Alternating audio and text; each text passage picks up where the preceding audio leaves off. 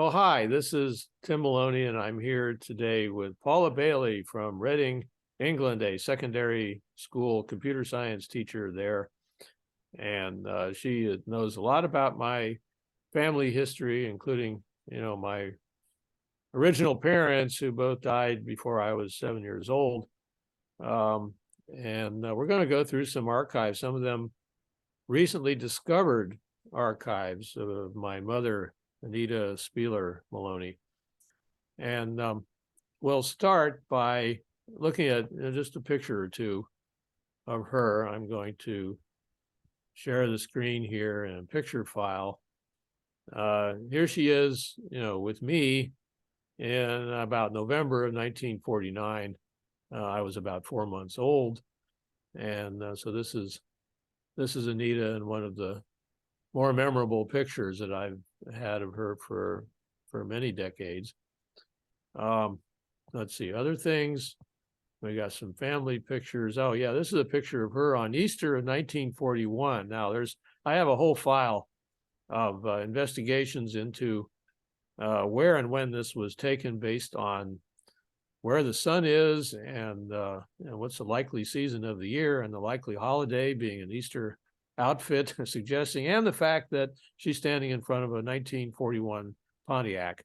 That was a big clue. So we think this is Easter of 1941, and I can go into depth about that in some other video. There's written material about that too. That was a project from 2005. Okay, yeah, here she is. She's a dietitian at the local hospital before she was married. Very young there. That's in her parents' house. There she is with my dad, Ed. I guess in their courtship or early part of their marriage. What else do we have? That's in her parents' house. In her parents' house in Salina, Ohio. That could be another Easter picture right there. Yeah, this is in her dietitian years. She went to St. Mary of the Woods College in Indiana, along with a few years later, her sister Margie. Yeah, there she is on her wedding day, January of 1948. You can see all the coats in the background. She's with husband Ed, my father, a little blurry here, and then Ed's brother John, the best man, on the other side, on her left, my right. I do have hair, and the guy on the left and Anita are responsible for the genetic component of that. Yeah, there's a good one of Ed and Anita on their wedding day at Anita's parents' house. They were married in Salina, Ohio. Okay, well, I think we know what she looks like now. So let's go back and share again this file that I made of recently discovered letters from 1947 onward. Now, yeah, she died at age 33. Anita did in 1952. Her middle name there is Merceda, a Spanish-derived middle name, because I found at the age of 30 plus years old from her sister that, oh, that's because my grandparents went to Arizona for the winter. Let's see, she was born in December, so yeah, the previous year, earlier in 1918, they went to Arizona for the winter because of my grandfather's health, and Anita was conceived there, so they gave her a Spanish middle name. You learn all kinds of things when you get to be old enough to be told them, right? Yeah. Okay, so yeah, just recently, my cousin Kathy Spieler Hallowell, one of three daughters who took care of my Aunt Madge, Anita's last surviving sister. She had 6 sisters and 2 brothers, 9 kids. Aunt Madge lived to age 104, almost 105, and died in 2017. Those 3 Spieler cousins of mine living, well, Aunt Madge was near Dayton, Ohio in her final years, and the three girls inherited what was left of her estate. But this pack of letters from Anita to Madge, her older sister, 6 years older, born 1912, the week that the Titanic went down, Aunt Madge was born. These surviving letters were sent to me as Anita's, surviving son. And yeah, that was very kind of Kathy and her two sisters, Mary and Carol, to take care of Aunt Madge. So yeah, these, some of the history and chronology of Anita was known to me, but not as much detail as we have here from these letters. Here we have something like 6 months before Anita was married to Ed. They were engaged by then, and this is a sister. This is a letter to her sister Magdalene. Magdalene lived in, I guess, in Chicago at that time. This letter was about a wedding of some mutual acquaintance in Coldwater, Ohio, not too far from Salina, where my grandparents lived. She wanted Mag to show up and be the word chaperone is not used, but Anita and Ed wanted things to look proper that weekend, and have Mag visit for the wedding that I guess both were invited to.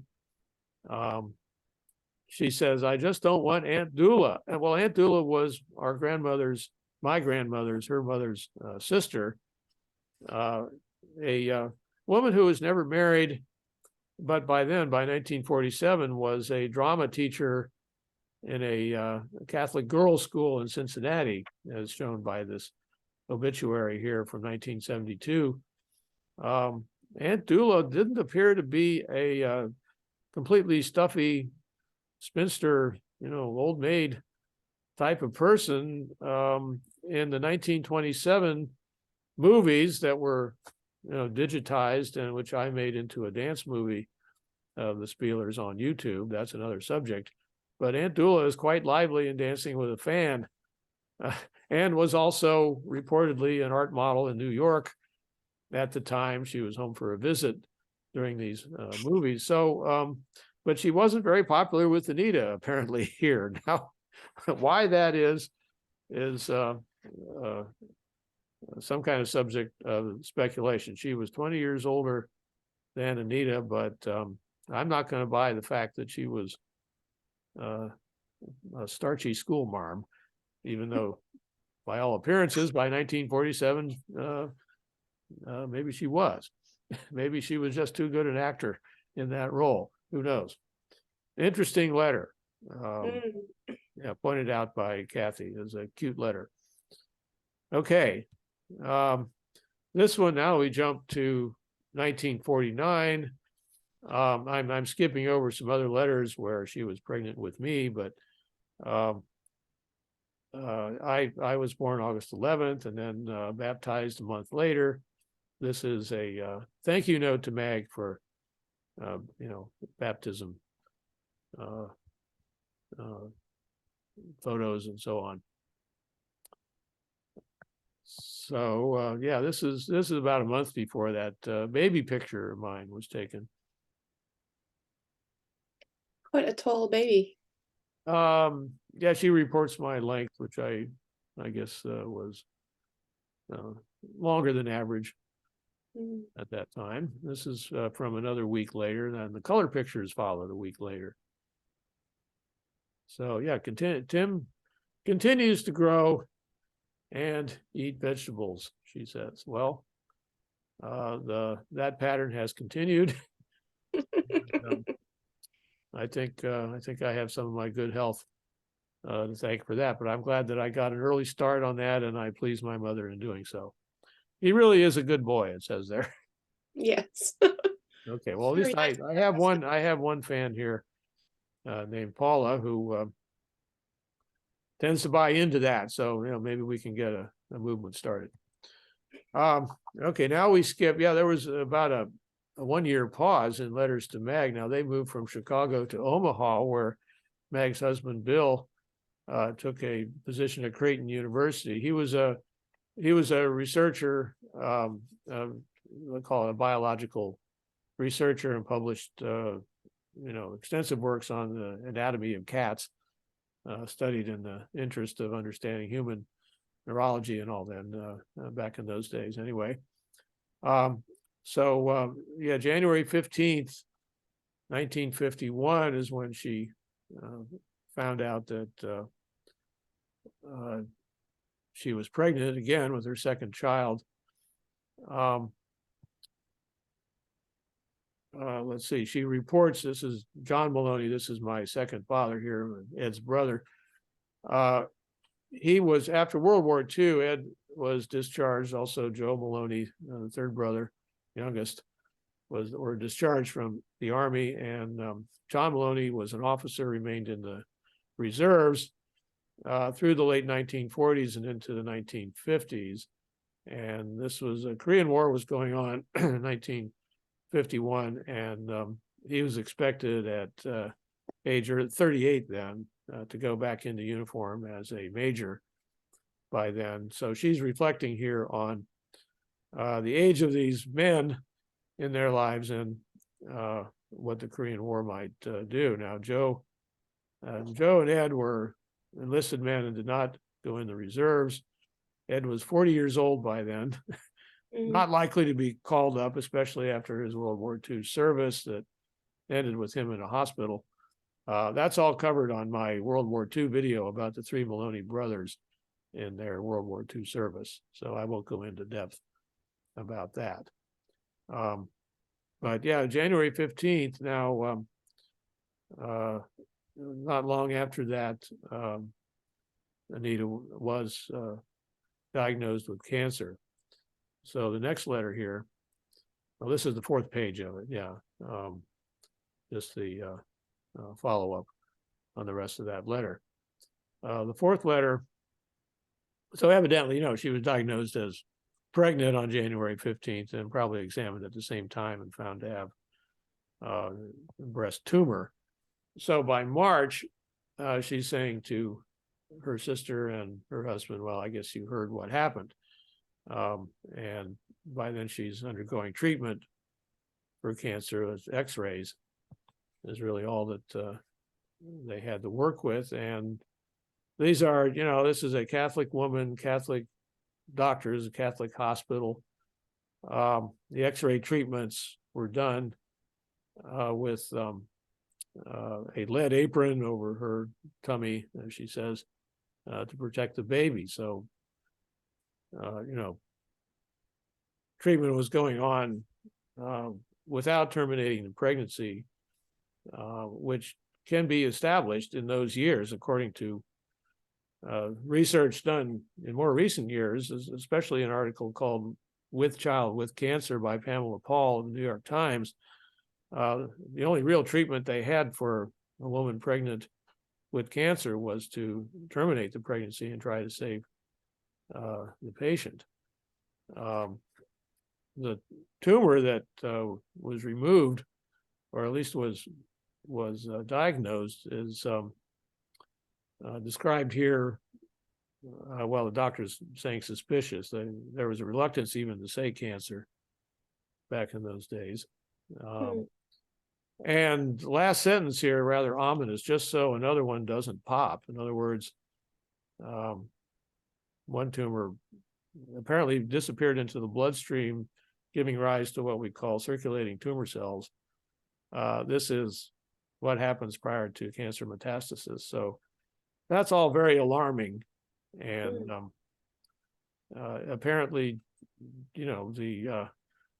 she was not fighting against any church-driven decision to try to save the baby and try to live. She apparently accepted that and went ahead with this course of treatment.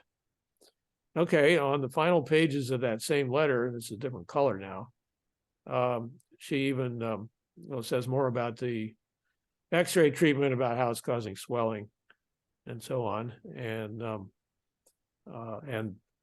well, not the X-ray treatment and the mastectomy that she had on her left breast. There's even a self-portrait here I find rather poignant.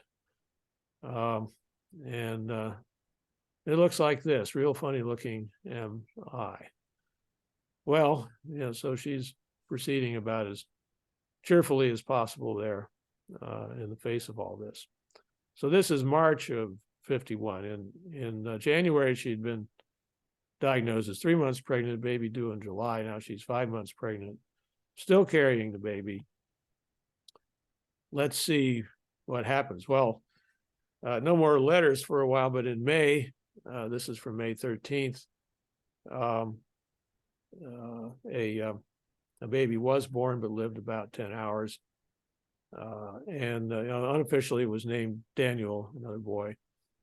And the family records here, this is from the family Bible that I inherited. This is Anita's handwriting. It's got their wedding recorded from January 1948. I have my birth recorded August 11th, 49. And then infant boy, premature at 7 months, May 13th, baptized by the doctor. That was the obstetrician she kept talking about in her letters. So the baby was born premature. Now, we don't know if this was induced labor or what, but, her treatment schedule and attempt to save the child and all that might have proceeded until the doctor said, look, if you want to have any chance at all, we have to induce labor, and yes, the baby might survive. Well, it didn't survive. So that's speculation, but you kind of wonder, what a Catholic hospital, maybe they were allowed to induce labor at 7 months, but not before, because of, not medical, but ideological considerations of what might be the proper thing to do. We'll get on to, there are more moral issues that are actually discussed in later letters, and we're about to get to that.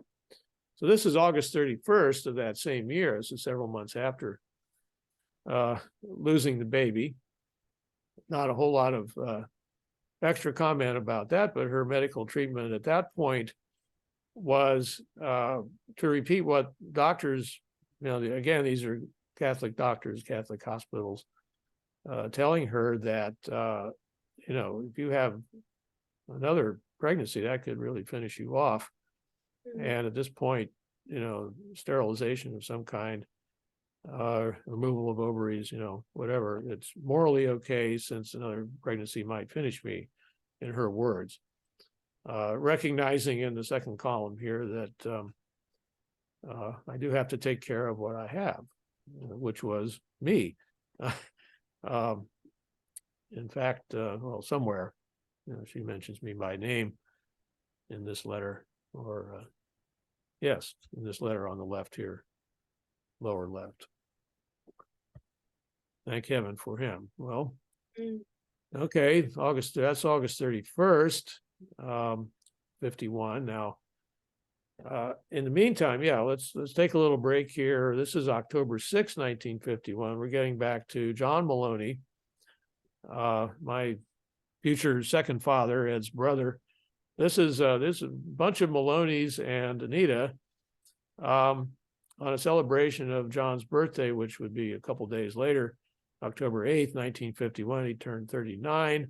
He was about to be sent to Alaska during the Korean War. And so this was a last get together before that. We have his sister Helen, his sister Joe, his mother right behind him. This is John in the middle, by the way. Ed is back there next to niece Carol Lyle. That's Peg's daughter. Peg is John's sister, not in the picture. And Anita over there on upper right. And then in the front, we have on John's right, Janice Lyle, her twin brother, Jim Lyle, over on the far right. And then just behind him, Kay Lyle, sister, born 1942, while the twins, Janice and Jim, were born in 1948. So yeah, that was quite a cheerful celebration. And Ed even wrote a letter to Bill and to Mag and Bill in Omaha about a number of things. But on page 3 of that letter, he says, as you might suspect from the picture, Anita is feeling fine, and she's been to football games and several celebrations for his brother John, because he's about to head off to San Francisco and then have a tour of duty in Alaska. So yeah, she was apparently in remission at that time and enjoyed the fall of 1951. Yeah, in that picture, I always thought, a picture I use as a screensaver on my computer for many years, and I never get tired of it. But Anita doesn't really look like she has less than a year to live. And I find that poignant. That was actually true of her niece, also her niece Catherine, who died of breast cancer at age 58 in 2012. Pictures of her, she never really looked like she was sick. So yeah, the Spieler women have had their problems with cancer, and that's a whole other story in itself. Well, okay, here's another letter from November 1951, not long after these parties and several months after the August letter, where she does go into moral issues about this sterilization recommendation and all that. She just happens to read in the paper recently that the Pope says that in no case whatsoever can a woman be sterilized, because if there's danger of death if a woman conceives, then the only answer is abstinence. So she's quoting the Pope there, but apparently taking that advice seriously. Again, we're not looking at what now might be called by the church itself, pastoral advice about some of these moral issues that can be very complicated in an individual case. And one of those individual cases, was my own mother. So I want people to think about this. Indeed, I meant to preface my remarks about all this with a quote from a man I thought a lot of in my youth, Father Hesburgh, longtime president of the University of Notre Dame, who was fond of saying Notre Dame ought to be a place where the Catholic Church does its thinking. And these are issues about which I think open-minded Catholics can do some thinking. I have no doubt that some substantial number of folks at Notre Dame would give this sort of thing a very interested hearing. Others from Notre Dame, like that Supreme Court judge that we have now, the woman, Ms. Barrett, might be like a lot of Catholics who want to leave the room or change the subject when these things come up. But I don't see a need for that. I think we can be thinking, earnest, even religious people, and think about these issues. But this comes from someone like me who went off to MIT to study with the Jews. That was where I belonged. And I really think that my Catholic upbringing, in the light of what earnest and clear thinking members of the Jewish and Protestant religions think, that's all, that reflection is all worthwhile. And we're better for it if we expose ourselves to those varying viewpoints and try to build a community out of it. That's my pitch on how this has inspired me to understand the issues better, even if I have to part company with some folks that have been close to me. Well, this is the last page of the November letter. It's gotten cold. Ed and I put in the storm windows, she says, and winter followed, and there was not good news over that winter as far as Anita's condition. This is her last letter.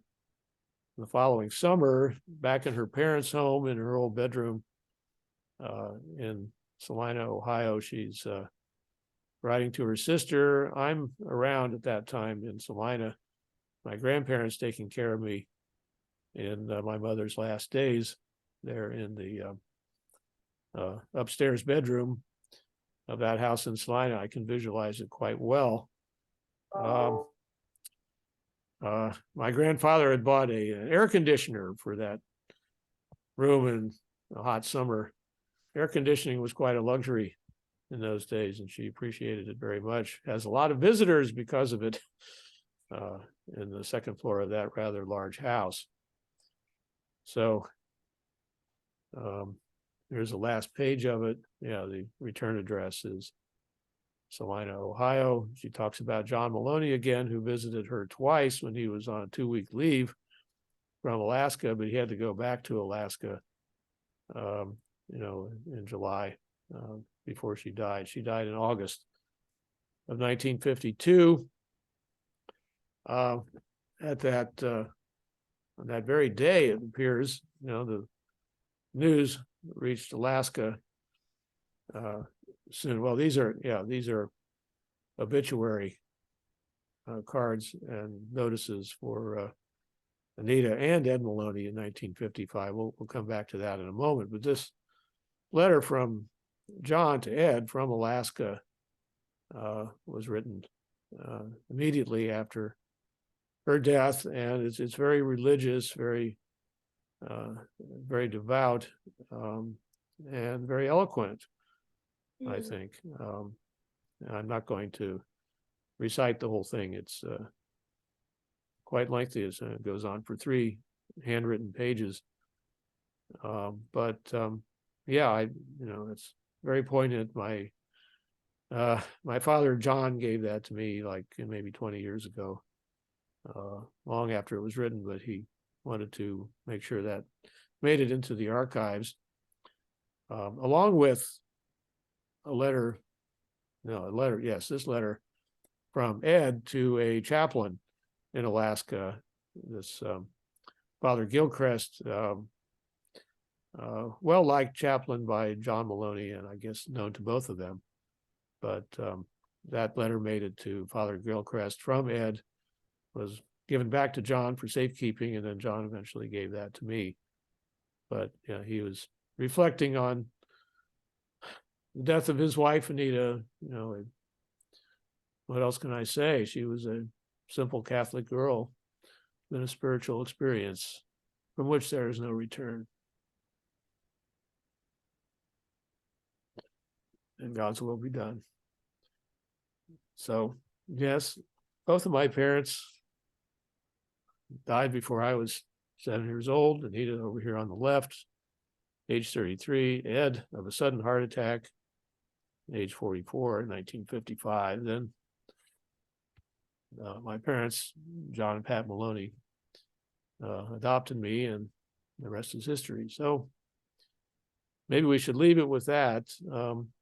My other archive was this will supplement that was left, as kind of in first draft and typewritten form by my parents. I didn't discover this was written by my parents in 1960. I didn't see it until I was cleaning out my dad's stuff in 2004 when he was about to move to a retirement home. This was deep into a desk drawer. And I really didn't know much about Anita's chronology with her pregnancy until then. So that was quite revealing. But he, this is mostly John's work. He recorded my history as part of that document. The entire document I posted online. There's no financial information in there that would do anyone any good now. This was a good chronology of my history and where I lived and all that. He did get one thing wrong, and that was about my mother's pregnancy. She was, it was the baby that was due in July, and I guess that's on the next page. This talks about me being taken care of by the cruise camps after my father's death. Yeah, this was this and brief oral histories were all I knew until I got the stack of letters from Anita to Mag.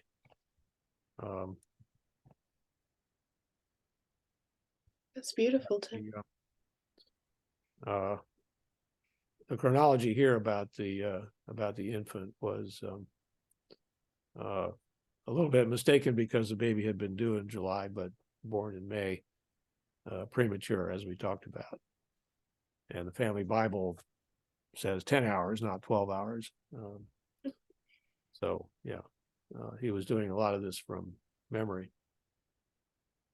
Okay, well, I think maybe it's time to stop. Thank you, Paula, for being present. Your presence really was a help for me, in our conversation and conversations leading up to this. No, not a problem. And thank you for sharing this with me. Thank you. Yeah, Paula has been quite useful in these efforts, and I thank her for that. So yeah, why don't we stop sharing and end the recording. Thank you very much for watching.